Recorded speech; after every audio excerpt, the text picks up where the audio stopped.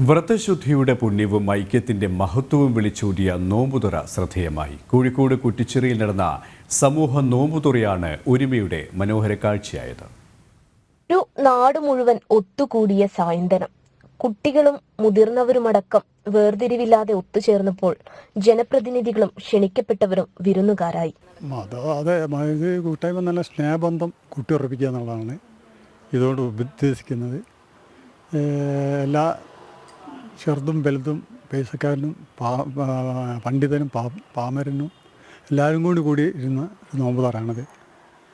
അതുകൊണ്ട് സ്നേഹബന്ധം ദൃഢമാക്കുക എന്നുള്ളതാണ് ഈ നോമ്പുതുറയുടെ ഉദ്ദേശം. 400-ലധികം കുടുംബങ്ങളുടെ ഒത്തുചേരലിനായി ഒരുക്കങ്ങൾ ഉച്ച മുതൽ തുടങ്ങിയിരുന്നു.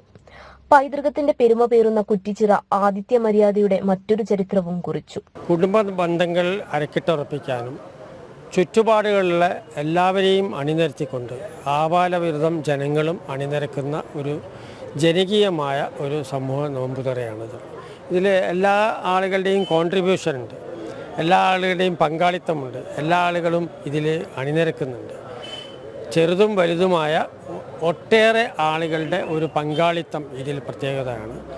ഇത് ഈ പ്രദേശത്തെ തെക്കേപ്പുറത്തെ പ്രാചീനമായ ആ ഒരു സവിശേഷമായ അതിലെ ഐശ്വര്യപൂർണമായ ഒരു കാലഘട്ടത്തെ ഓർമ്മിപ്പിക്കുന്ന ഒരു പരിപാടി കൂടിയായി ഈ സമൂഹ നോമ്പുറ മാറുകയാണ്.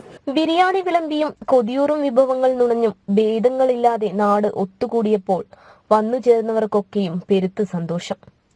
നാട് നന്മയുടെ ഒരുമ പങ്കുവെച്ചപ്പോൾ അതിലൂടെ ചുറ്റിലും നൽകിയ സന്ദേശവും മഹത്തരമാണ്. ജനം, കോഴിക്കോട്.